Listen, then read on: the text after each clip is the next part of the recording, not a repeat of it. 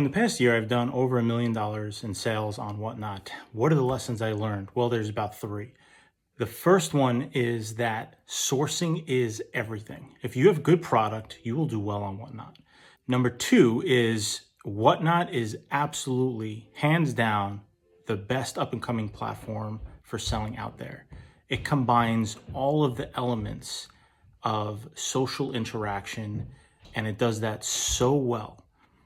It is definitely going to be the number one platform for certain categories going forward. And number three is twofold. One is your ability to communicate on that platform is key. Just because you have something awesome or playing some awesome game, if you're not communicating that directly, if that's not translated to the person viewing it, you're not going to do well.